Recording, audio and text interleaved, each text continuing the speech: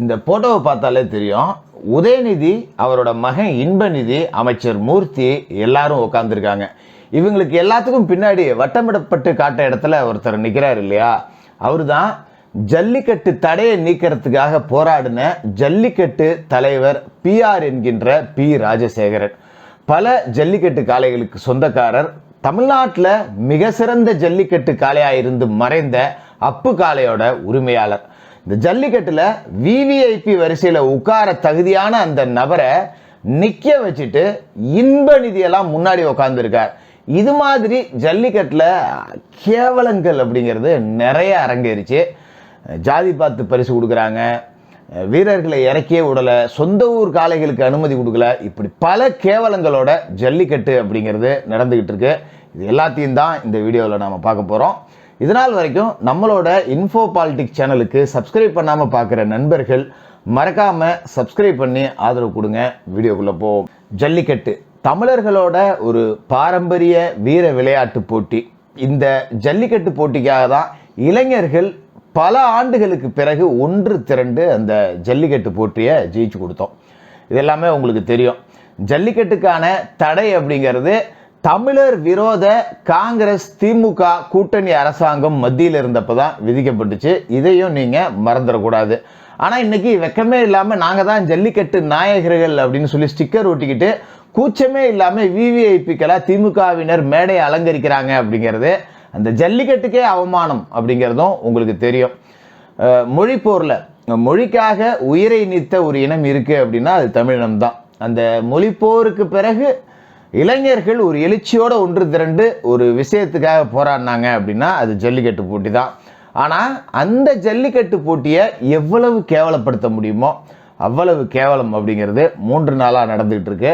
அவனியாபுரம், பாலமேடை தொடர்ந்து இன்னைக்கு அலங்காநல்லூர்லேயும் அந்த கேவலங்கள் அப்படிங்கிறதெல்லாம் நடக்குது. இதை உங்ககிட்ட நான் ஒன்றொன்னா இப்போ சொல்கிறேன். தமிழரசன் அப்படின்னு ஒரு மாடுபிடி வீரர், கடந்த வருடம் அதுக்கு முதல் வருடம் எல்லாத்துலேயும் இவர் தான் பாலமேடு ஜல்லிக்கட்டில் சிறந்த மாடுபிடி வீரர் அப்படின்னு முதல் பரிசை வாங்கிட்டு போனவர். நேற்றைய போட்டியில் இவர் முறைப்படி டோக்கன் வாங்கியிருந்தோம், இவரை களத்துக்குள்ளே இறங்க அனுமதிக்கலை அப்படின்னு ஒரு பகிரங்கமான குற்றச்சாட்டு அப்படிங்கிறத வச்சிருக்காரு. 2 வருஷம் சிறந்த மாடுபிடி வீரர், 3வது வருஷம் ஹாட்ரிக் அடிக்கலாம் அப்படின்னு ஆசையோட முறையாக பதிஞ்சு ஜல்லிக்கட்டுக்கு மாடு பிடிக்க வந்திருக்காரு. ஆனால் இவரை காவல்துறையினர் அனுமதிக்கல, இவன் உள்ள வந்தா எங்களை விரட்டி விடுறாங்க அப்படின்னு சொல்லியிருக்காரு. காரணம் என்ன அப்படின்னா, அமைச்சர் மூர்த்தி இந்த ஆண்ட பரம்பரை பெருமை பீத்திக்கிட்டு இருந்தார்ல, அதே அமைச்சர் மூர்த்தி தான் தன்னோட ஜாதிகாரம் தான் பரிசு வாங்கணும், இந்த தமிழரசனை உள்ள விட்டினா அதிக மாட்டை பிடிச்சு பரிசு வாங்கிடுவான், இவனை உள்ள விடாதீங்க, என் ஜாதிகாரம் தான் பரிசு வாங்கணும் அப்படின்னு சொல்லிட்டு அமைச்சர் மூர்த்தியோட உத்தரவின் பேர்ல தான் காவல்துறையினர் இவரை அனுமதிக்கலன்னு இவரே பகிரங்கமா குற்றம் சாட்டியிருக்கார். ஜல்லிக்கட்டுக்குள்ளேயும் சாதியை கொண்டாந்து புகுத்திட்டு இவங்க பேசுகிற சமூக நீதியெல்லாம் கேவலத்தோட உச்சம் இல்லையா?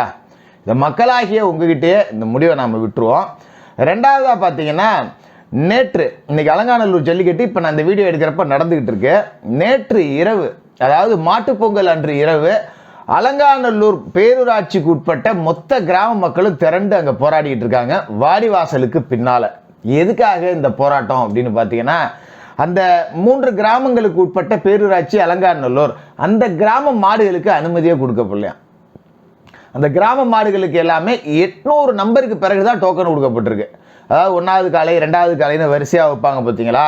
உள்ளூர் மாடுகளுக்கு 800வது டோக்கனுக்கு பிறகு, 900க்கு பிறகு, 1000க்கு பிறகுதான் டோக்கன் கொடுக்கப்பட்டிருக்கு அப்படின்னு தான் அந்த மக்கள் போராட்டத்தை நடத்துகிறாங்க. ஏன் 800வது காலையா 900வது காலையா இறக்குனா என்ன அப்படிங்கிற கேள்வி இங்கே உங்களுக்கு வரலாம். போட்டியில் காலதாமதம் ஏற்படும், மாடு வெளியில் வர காலதாமதமாகும், வீரர்கள் காயமடைவாங்க, மாடு அங்கேருந்து போகாமல் ரிட்டன் நிறைய மாடுகள் வரும். இப்படி தாமதம் அப்படிங்கிறது ஏற்படும் போது இந்த கடைசியில் 800க்கு மேலே இருக்க மாடுகள் களமிறக்கப்படாமலே நேரமின்மை காரணமாக திருப்பி அனுப்பப்படும்.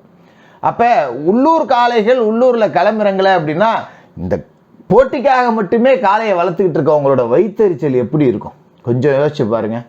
இது ஒரு ஆகச்சிறந்த கேவலம். இதுக்கு மக்கள் என்ன சொல்றாங்க அப்படின்னா, இந்த போட்டியை யார் நடத்துறா? கிராம நிர்வாகம்னு சொல்லிட்டு முழுக்க அரசியல் கட்சியினர் தான் நடத்துறாங்க.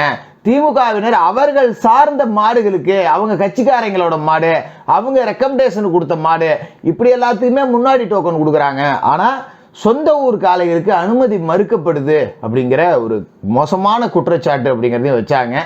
இதுலேயும் கூட வாடா நீங்கள் இவ்வளவு கேவலமாக நடந்துக்குவீங்க அப்படிங்கிற அளவுக்கு தான் நாம் திமுகவினரை இந்த இடத்துல பார்க்க வேண்டியதாக இருக்குது.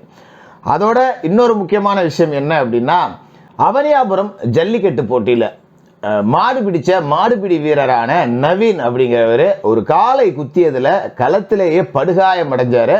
மருத்துவமனைக்கு அழைச்சி செல்லப்பட்டு மேல் சிகிச்சைக்கு அனுமதிக்கப்பட்டு சிகிச்சை பலன் இல்லாமல் மரணம் அடைந்தார். இது ஒரு வீர மரணம், அதில் எந்த மாற்று கருத்தும் கிடையாது. வீர மரணம் அடைந்த நவீன் அவர்களோட குடும்பத்தினருக்கு எங்கள் சார்பா உங்கள் சார்பா ஆழ்ந்த இரங்கல்களை தெரிவிச்சுக்கிறோம். ஆனால் தமிழக முதலமைச்சர் இந்த இறந்த நவீனுக்கு 3 லட்சம் ரூபாய் நஷ்டஈடு அப்படிங்கிறத கொடுத்துருக்கார். இது ஆகச்சிறந்த கேவலம் இல்லையா? களத்தில் மடிஞ்ச ஒரு மாவீரன், தமிழர்களோட பாரம்பரிய வீர விளையாட்டான ஜல்லிக்கட்டில் தன்னோட இன்னுயிரை நெஞ்ச நிமித்தி காலைக்கு நிகராக நின்ன அந்த மாவீரனோட மரணத்திற்கு 3 லட்சம், திமிரெடுத்து கள்ளசாராயம் குடிச்சவனுக்கு 10 லட்சமா? என்ன மனநிலையிலையா நீங்கள் ஆட்சி நடத்துறீங்க? மன நோயாளிகள் மாதிரி ஆட்சி நடத்துறீங்க அப்படின்னு தானே நம்மளால் பார்க்க முடியுது. இதையும் மக்களாகிய உங்ககிட்டயே நான் ஒப்படைக்கிறேன். இறந்த அந்த நவீனோட குடும்பத்திற்கு அரசு 3 லட்சம் ரூபாய் மட்டும் பத்தாது, 10 லட்சம் ரூபாய் நஷ்டஈடு கொடுத்துட்டு நவீனோட குடும்பத்தில் ஒருத்தருக்கு அரசு வேலை வழங்கணும் அப்படிங்கிறதோட நம்ம கோரிக்கையை வச்சுக்கிறோம். அதே மாதிரி ஒவ்வொரு ஆண்டும் சிறந்த மாடுபிடி வீரருக்கு கார் பரிசு வழங்கப்படுது, சிறந்த மாட்டுக்கு பரிசு வழங்கப்படுது. இது எல்லாத்துலேயுமே மாற்றம் வரணும். சிறந்த மாடுபிடி வீரருக்கு காவல்துறையில் பணி வழங்கப்படணும், தீயணைப்பு துறையில் பணி வழங்கப்படணும். அவர்களோட வீரதீர பராக்கிரமங்களை பாராட்டும் வகையில் ஒவ்வொரு வருடமும் சிறந்த மாடுபிடி வீரருக்கு அரசு உத்தியோகம் வழங்கணும் அப்படிங்கிற கோரிக்கையவும் இந்த இடத்துல நாம் முன் வச்சுக்கிறோம். அதுமாரி சிறந்த மாடுகளுக்கு அரசு சார்பாக 1 ஏக்கர் நிலம் வழங்கணும் அப்படிங்கிற கோரிக்கையவும் நம்ம முன் வச்சுக்கிறோம். அதே மாதிரி ஜல்லிக்கட்டு போட்டியில் காயமடைந்த வீரர்களுக்கு 1 லட்சம் ரூபாயும், லேசான காயமடைந்த வீரர்களுக்கு 50,000 ரூபாயும் நிவாரணத் தொகையாக வழங்கணும் அப்படிங்கிற கோரிக்கையும் முன் வச்சுக்கிட்டு சில நல்ல விஷயங்கள் அப்படிங்கிறதும் இந்த ஜல்லிக்கட்டு போட்டியில் நடந்தது. நல்ல விஷயத்துக்கும் திமுகவுக்கும் என்ன சம்பந்தம் அப்படின்னு நீங்கள் கேட்குறது எனக்கு தெரியுது. இது மக்களால் நடந்த நல்ல விஷயம் அப்படிங்கிறது.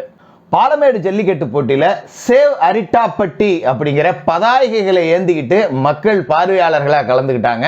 இந்த அரிட்டாப்பட்டி பகுதியில் டங்ஸ்டன் எடுக்கிறதுக்கான ஏற்பாடுகள் அப்படிங்கிறத மத்திய அரசு செய்து திமுக பகல் வேஷம் போடுது எதிர்க்கிற மாதிரி அப்படிங்கிறது பச்சையாக அந்த பகுதி மக்களுக்கு தெரியும். அப்படிங்கிறதால தான் இந்த முல்லை பெரியாறு ஒருபோக பாசன விவசாயிகள் சங்கம் போராட்டம் நடத்தினாங்க. அதுக்கு பேரணிக்கு தடை கொடுக்கல, தடை போட்டிருக்காங்க, அனுமதி கொடுக்க மறுக்கிறாங்க.